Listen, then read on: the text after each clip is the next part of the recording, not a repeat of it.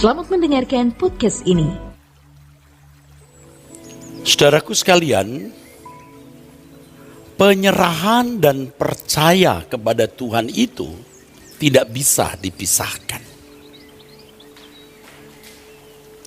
Percaya kepada Tuhan, penyerahan kepada Tuhan tidak bisa dipisahkan. Hal itu akan ditandai dengan perasaan khawatir, perasaan cemas. Jika percayanya benar, maka penyerahannya pasti benar.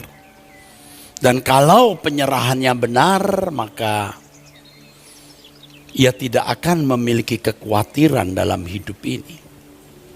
Berkali-kali saya kemukakan di mimbar, dan itu pun juga terngiang bergema di dalam jiwa saya setelah saya turun dari mimbar. Tidak ada kata celaka, tidak ada kata sial dalam kamus hidup orang percaya. Hari-hari ini saudaraku sekalian, merabaknya COVID-19 membuat banyak orang tersugesti. Ada baiknya ketika dia mulai merasa tenggorokannya tidak nyaman, ketika ia mulai merasa demam, maka ia mulai tersugesti, jangan-jangan terpapar oleh COVID-19 ini. Dan gejala-gejala lain, apalagi sudah sampai sesak nafas, lemes, penciuman hilang. Nah, orang mulai harus periksa, check up apakah dia terinfeksi atau terpapar COVID-19 ini atau tidak. Tetapi kadang-kadang baru pilek saja dan batuk-batuk yang memang itu sudah sakit langganan, artinya sudah terbiasa mengalami flu. Mulai tersugesti, jangan-jangan saya terpapar COVID.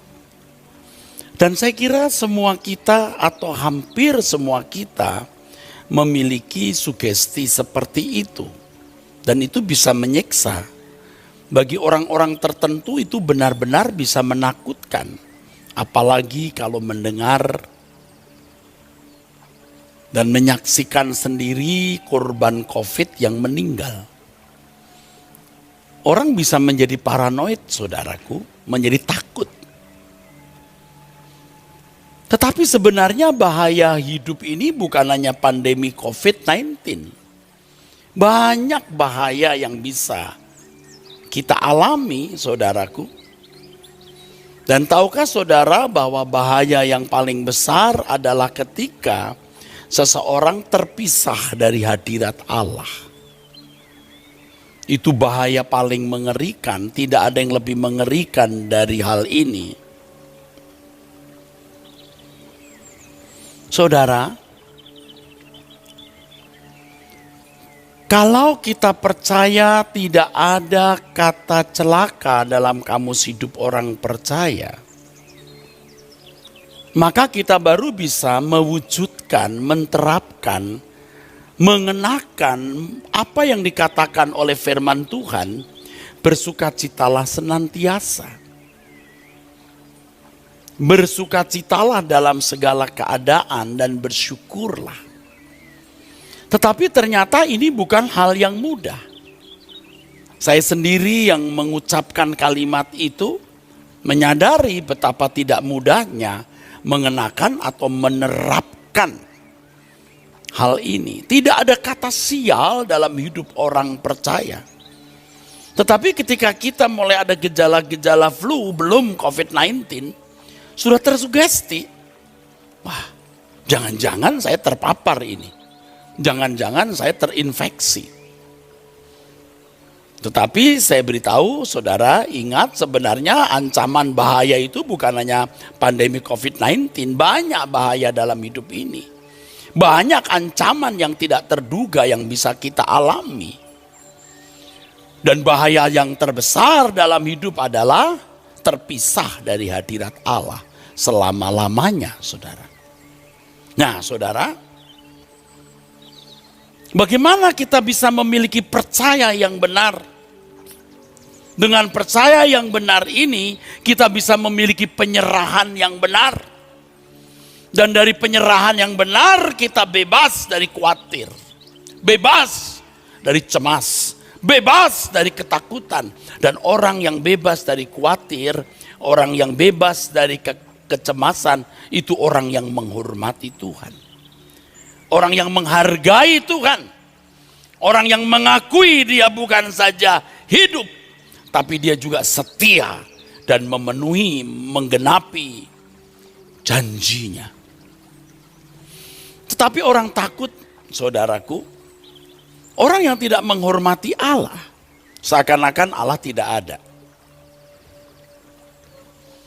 Seakan-akan Allah tidak menggenapi janjinya.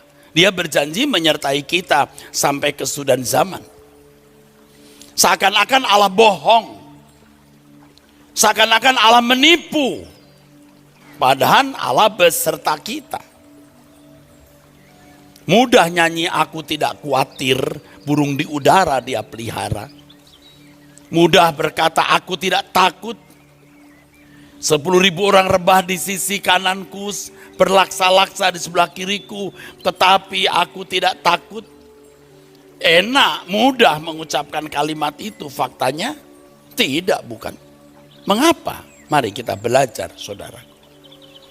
Orang yang takut terhadap sesuatu itu tidak mungkin takut secara patut kepada Allah. Tidak mungkin. Orang yang memiliki kekhawatiran atau kecemasan tidak mungkin dia memuliakan Allah dengan benar. Tidak mungkin dia menghormati Tuhan dengan benar. Orang-orang yang takut terhadap berbagai bencana ancaman dalam hidup ini yang terkait dengan masalah pemenuhan kebutuhan jasmani atau masalah jasmania, tidak mungkin dia takut akan Allah secara benar.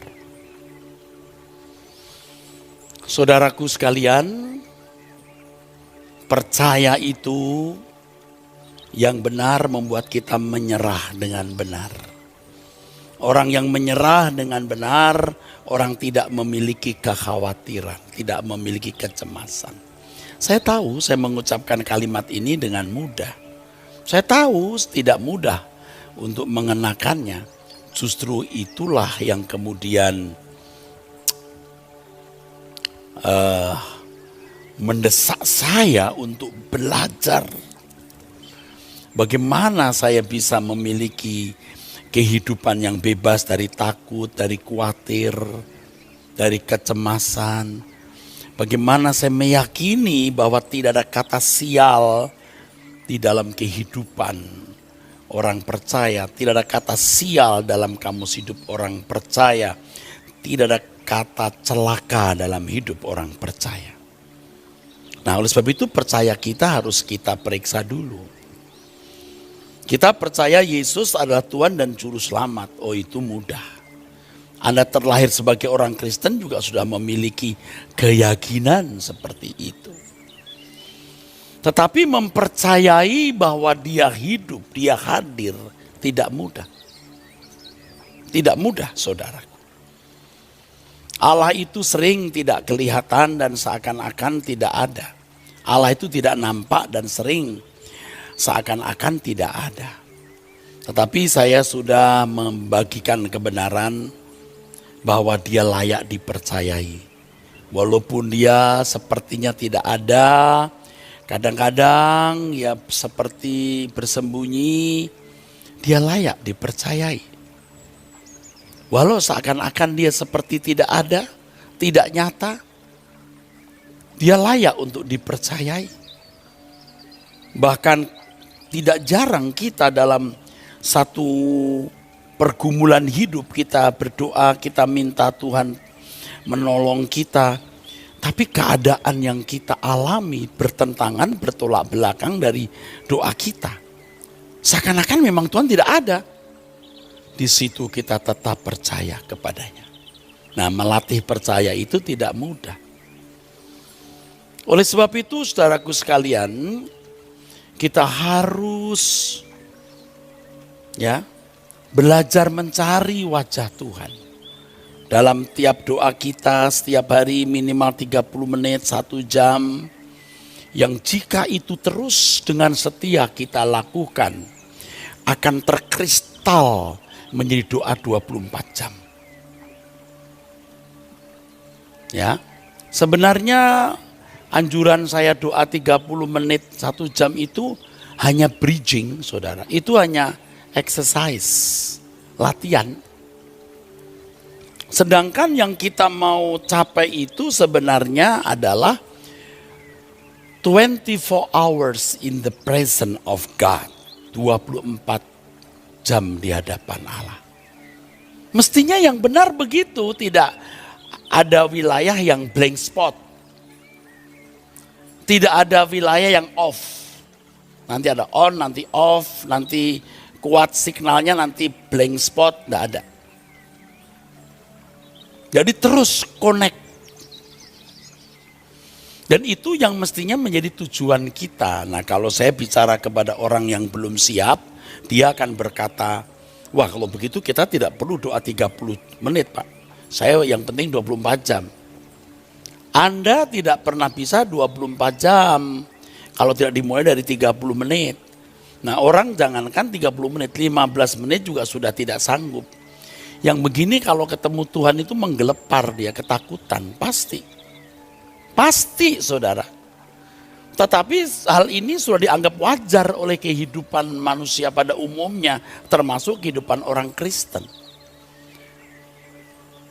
Saya bukan hanya bicara, sejak muda saya sudah memiliki jam doa 3 jam, 3 jam setengah setiap hari.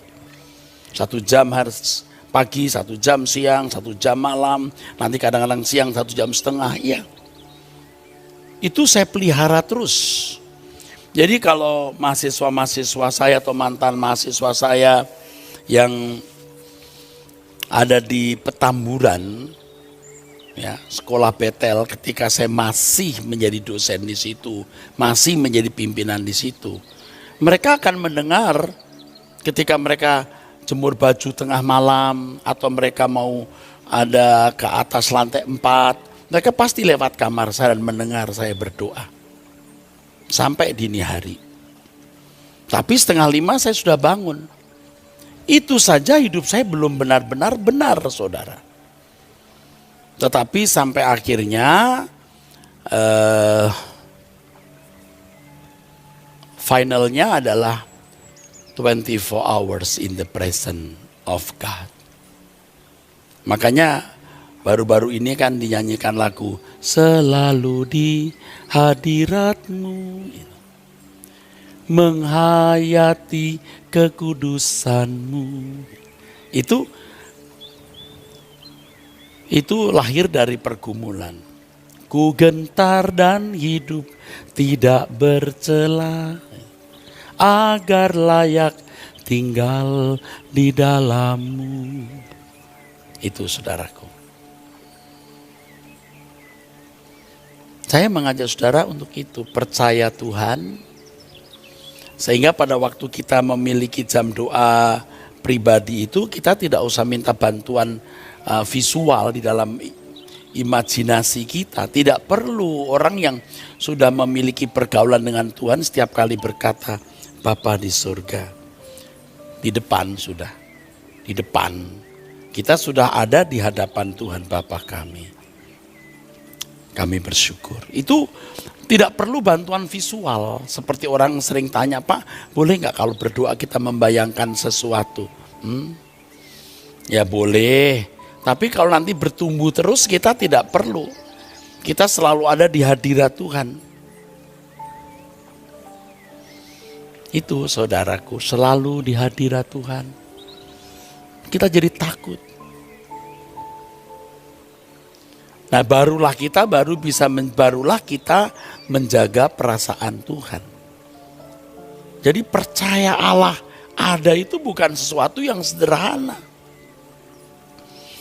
Saya tidak yakin teolog-teolog yang bisa mengurai dalam bentuk kata lisan, kalimat, dan tulisan mengenai Allah betul-betul bersentuhan dengan Allah.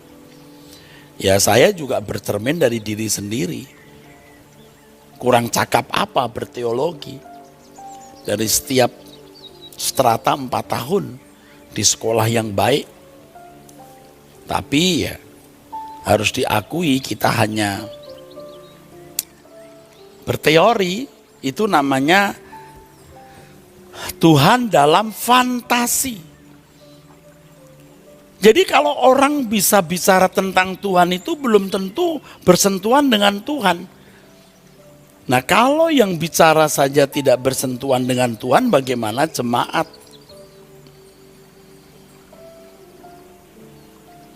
Itu saudaraku, yuk. Di pemberitaan firman Tuhan di awal tahun ini, tanggal 1 Januari 2021, saya telah menyampaikan bekal kita memasuki tahun yang makin sulit ke depan itu hanya Tuhan. Tetapi bagaimana kita bisa memiliki Tuhan kalau kita tidak hidup di dalam kehidupan yang benar? Nanti akan saya jelaskan lagi ini. Bagaimana kita bisa hidup dalam perlindungan Tuhan kalau kita tidak melindungi sesama? Kita hanya melindungi keluarga kita sendiri atau orang-orang yang menurut kita pantas kita lindungi. Kita membuat ukuran sesama kita. Ya, Tuhan Yesus memberikan perumpamaan tentang orang Samaria yang baik hati itu. Orang Yahudi yang sering menghina orang Samaria. Dirampok sekarat, yang nolong siapa? Orang Samaria. Musuh itu jadi sesama kita. Ya, makanya kita bersyukur, kita belajar di Truth ID ini. Ya saudaraku, mengenai tangan-tangan kecil yang kita mau lindungi, kita mau jagai, Bapak Ibu, saudara-saudaraku sekalian. Nah, kembali kepada mempercayai Allah yang hidup. Allah yang hidup, Allah yang nyata. Dan setiap kita itu harus mengalaminya secara personalized, secara pribadi. Yang tidak bisa dibagikan kepada orang lain atau tidak bisa diceritakan secara lengkap. Kalaupun bisa, pasti tidak utuh.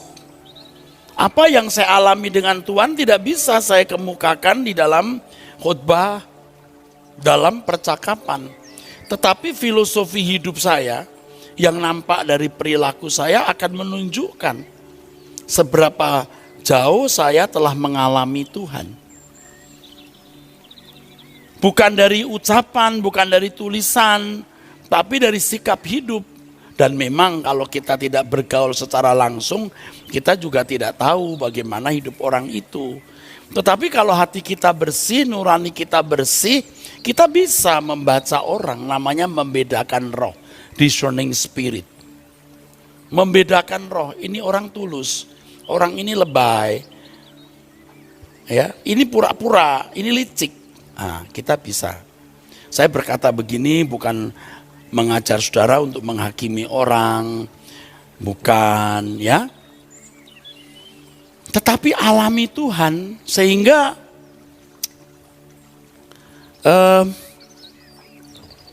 kematian itu tidak menakutkan sama sekali. Nanti akhirnya bencana apapun tidak kita takuti. Kenapa? Karena semua dikendalikan, dikontrol oleh Allah. Dan pasti baik untuk kita. Namun saya beritahu kepada saudara, tidak semua orang patut mendapat kebaikan Tuhan. Hanya orang yang menghormati Tuhan. Tidak semua orang layak menerima perlindungan Tuhan. Sebab orang yang layak menerima perlindungan Tuhan adalah mereka yang hidup tidak bercela dan menjadikan Tuhan satu-satunya kebahagiaannya. Nah, saudaraku, kita menghadapi dunia yang makin sulit. Ya. Percaya kita tidak boleh hanya ada di area pikiran dalam bentuk keyakinan. Percaya kita harus membuahkan sebuah pengalaman pribadi dengan Allah. Sehingga saudara berkata, aku menemukan Tuhan. Aku menemukan Tuhan.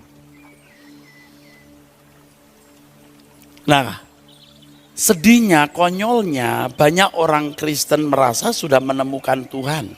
Karena beragama Kristen. Aktif di gereja, jadi pendeta. Apalagi kalau sudah jadi pembicara. Wah, udah rasa menemukan Tuhan. Tapi perilakunya tidak menunjukkan yang dia sudah menemukan Tuhan.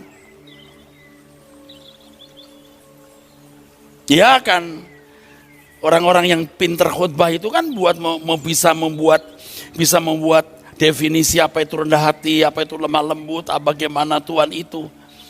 Dia makin tersesat di dalam kelicikan pikirannya. Makanya saya sering berkata tiarap dulu ya. Supaya percayamu itu membuahkan pergaulan pribadi dengan Allah. Yang tadi saya katakan personalize pribadi, individu, mengalami Tuhan. Dan itu akan membuahkan filosofi hidup, prinsip-prinsip hidup. Yang nanti akan terekspresi dalam tindakan dan perbuatan. Pendeta seperti saya ini kalau sudah di mimbar begini harus sudah menghadirkan hadirat Allah. Waktu berdoa, waktu menyanyi. Sudah harus. Saya mengerti kapan saya menghadirkan hadirat Allah, kapan saya menjadi seperti topeng monyet. Berakting. Dan bertahun-tahun saya kan ada di pelayanan dan harus jujur. Kita sudah sering berakting di mimbar. Itu mengerikan, saudara. Nah, setelah kita sadar akan kesalahan kita bertobat. Kita tidak lagi mau melakukan kesalahan itu. Ya. Nah, saya teruskan. Kalau kita percaya dengan benar dan mengisi percaya kita dengan mencari wajah Tuhan lewat doa tadi, belajar kebenaran firman yang benar, memperhatikan setiap peristiwa, dan di dalam setiap peristiwa itu pasti Tuhan mau berbicara kepada kita. Kita bisa menemukan Tuhan. Nah, sulit kan saya bicara panjang lebar karena ini bukan sesuatu yang bisa dibahasakan lengkap. Anda harus mengalami. Dan setiap orang kan memiliki personality yang beda-beda. Nah, di situ masing-masing orang kan memiliki pengalaman dengan Tuhan. Saudara nanti kalau meninggal dunia atau di ujung maut atau waktu sekarat, saudara baru tahu loh betapa berharganya waktu kita ini. Ingat, uang bisa dicari, barang bisa dibeli. Waktu itu anugerah. Dan pada waktunya Tuhan tidak bisa dicari. Karena temukan aku pada waktu aku berkenan ditemui. Pada saat Tuhan tidak lagi berkenan ditemui karena waktu yang Tuhan berikan habis. Tidak bisa. Nah, maksud saya harus saudara pahami, kalau dikatakan waktunya sudah habis bukan berarti Tuhan melarikan diri. Tapi manusianya sudah tidak sanggup menjangkau dia. Sudah critical illness maksud saya. Udah kritis, sudah rusak. Waktu disuntik pun juga obat sudah nolak. Mendengar khotbah sebagus apapun tidak bisa terima. Doa tidak akan kuat 10 menit, 5 menit saja juga siksaan bagi dia. Tidak sanggup dia. Meyakini Allah itu ada, tidak sanggup. Nah, pada waktu dia di ujung maut baru dia mencari-cari wajah Tuhan. Dan dia tidak sanggup menemukan Tuhan. Karena memang Tuhan tidak akan ditemukan di situ. Yang menjemput ya setan, kuasa gelap roh jahat. Pada waktu di ujung maut dia belajar mempercayai Tuhan. Dia tidak sanggup. Padahal waktu dia hidup dia khotbah tentang Tuhan. Dia cerita tentang Tuhan. Dia ngomong tentang Tuhan. Dia nyanyi tentang Tuhan. Tapi tidak sanggup dia menyentuh Tuhan. Baru. Baru dia ngerti betapa berharganya waktu yang dia miliki. Makanya untuk menemukan Tuhan ini harganya Anda tahu berapa? Tidak terbatas. Karena Allah tidak terbatas. Maka harganya juga tidak terbatas.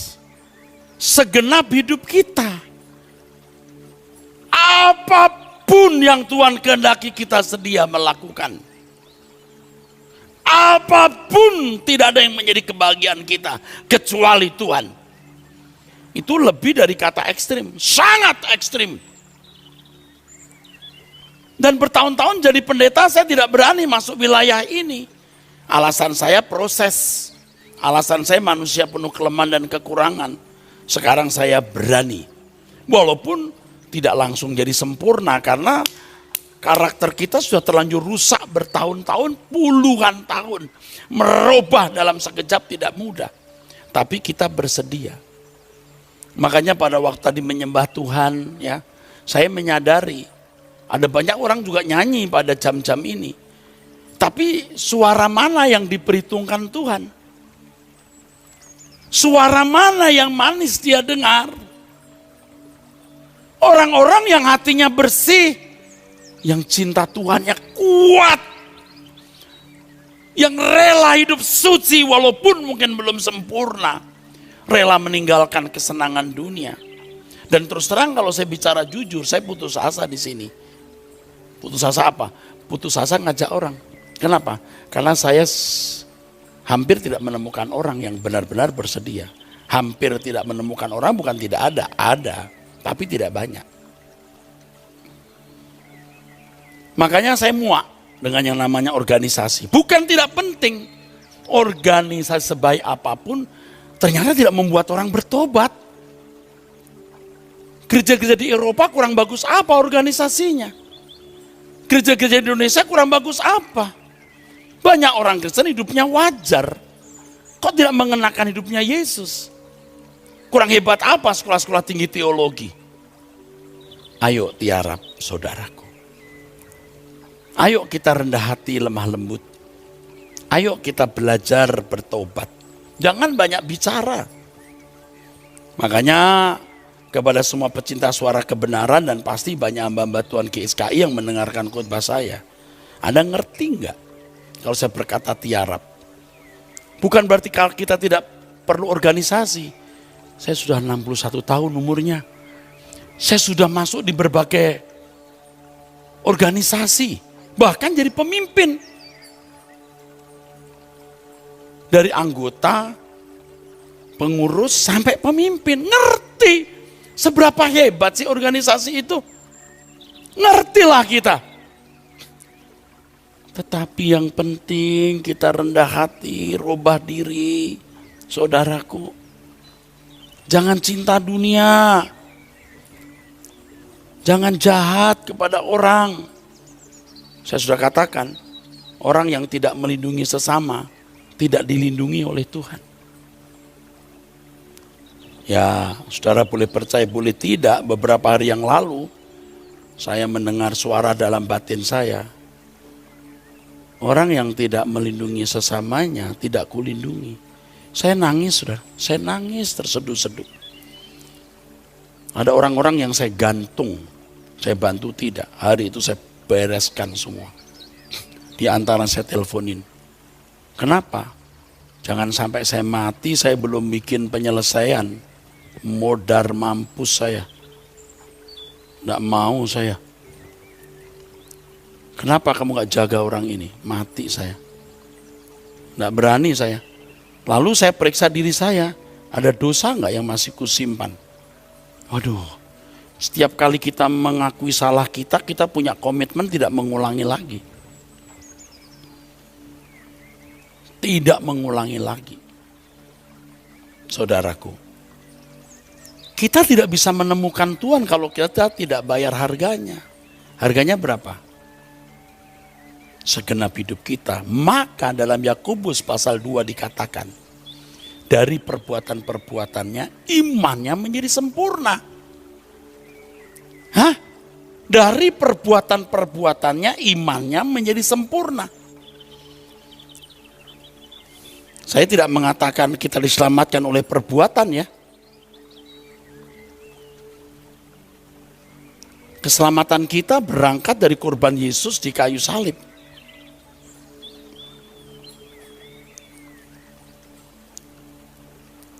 Kamu lihat bahwa iman bekerja sama dengan perbuatan-perbuatan. Dan oleh perbuatan-perbuatan itu imannya menjadi sempurna. Waktu kita berkata tidak untuk keinginan daging kita yang berkesempatan untuk dipuaskan, iman kita tumbuh. Waktu kita membelah roti kita, memeras anggur kita untuk orang lain, kita cuma punya itu tapi orang lebih membutuhkan, yowes enggak apa-apa. Iman kita ditumbuhkan.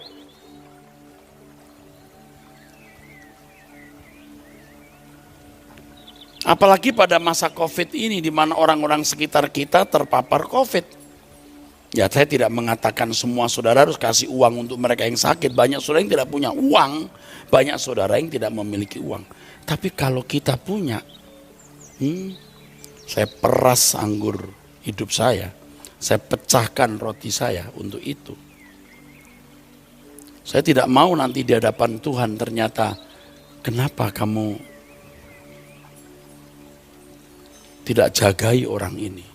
Ngeri saya saudara. Ngeri saya. Saya juga sering kok stres gitu, atau ya gak stres, kesel gitu. Gak sampai stres sih, kesel ke orang-orang tertentu yang menurut saya, aduh ngerasa hidup saya orang ini. Tapi Tuhan memang kadang-kadang memang memberi saya latihan, dipertemukan dengan Lazarus yang rasa itu. Coba bayangkan kalau dia adikmu. Coba bayangkan kalau dia orang tuamu. Aku masih beri kesempatan dia untuk menerima sesuatu dari kamu. Wah, ya Tuhan. Saudara banyak yang belum menemukan Tuhan. Anda pikir ke gereja, baca Alkitab, jadi aktivis, sekolah pendeta, bisa khotbah, Anda menemukan Tuhan. Enggak! Anda ditipu oleh pikiranmu. Anda menemukan Tuhan ketika engkau setiap hari bergaul dengan dia. Ketika engkau memecahkan setiap roti dan memeras anggurmu untuk sesamamu, baru imanmu menjadi sempurna. Kalau hanya mulut saja, Anda menjadi sombong, licik, pinter menggurui orang, tapi Anda tidak kenal diri Anda sendiri. Jangan sampai kita begitu. Jangan sampai begitu. Dalam nama Tuhan Yesus Kristus saya ingatkan saudara, jangan sombong. Apalagi orang-orang yang sudah biasa memeras orang. Kejamnya terhadap sesama. Bengisnya. Anda tidak menjagai, bahkan merusak, menyakiti, melukai, merugikan, mencelakai sesama. Saya pastikan di dalam nama Yesus Anda pasti masuk neraka. Pasti masuk neraka. Itu kan kata Eras, kata firman. Anda pasti buta, tidak melihat Alkitab. Orang keji tidak masuk surga. Menemukan Tuhan itu harganya tidak terbatas. Kesucian hidup tidak terikat dengan percintaan dunia. Rela membagi hidup untuk orang lain. Di situ orang menemukan Tuhan. Waktu kita berdoa menemukan perasaan Tuhan lebih kuat ketika kita melihat penderitaan orang. Lalu kita membagi hidup kita untuk mereka.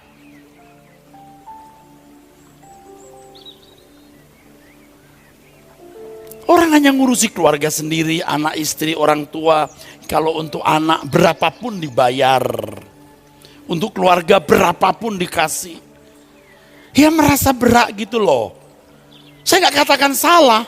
Tapi apakah engkau mendengar suara Tuhan dan menemukan Lazarus yang Tuhan kirim? Atau Anda merasa tidak perlu ada Lazarus? Anda bodoh. Saya menantang hidup saya sendiri.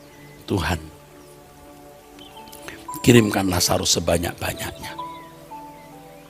Supaya sebelum saya meninggal, semua milikku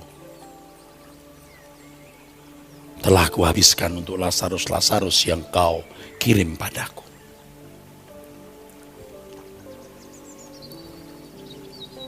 Orang tuh gak takut ngerinya neraka, saudara. Siang hari saya mendengar berita teman waktu kuliah meninggal. Saya ditunjukkan itu videonya lagi ditekan-tekan dadanya, meninggal. Jam 10, 11, 12, setengah 12 sampai setengah 1 pagi. Mengikuti perjalanan, ada keluarga dekat yang di ujung maut.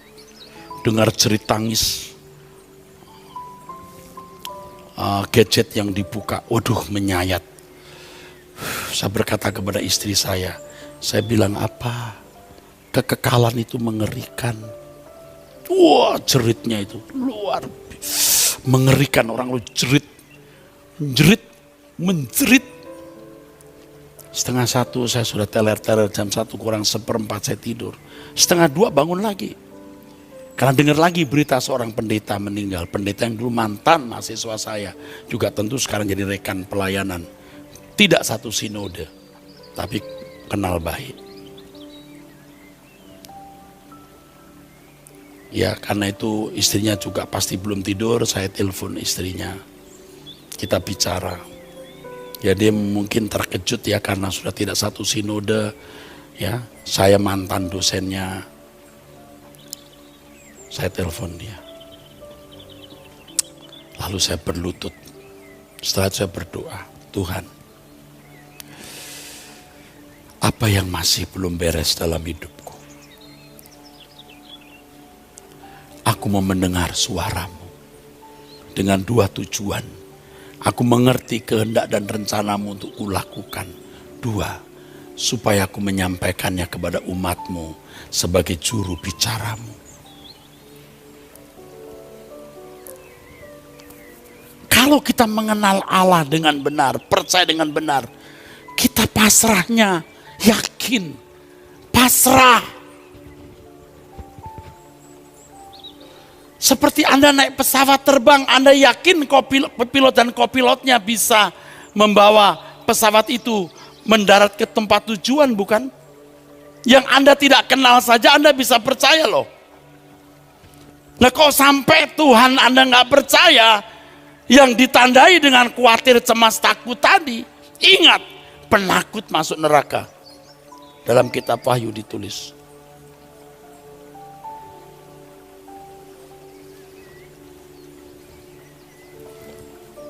Waktu kecil kita dibawa mama ke satu tempat.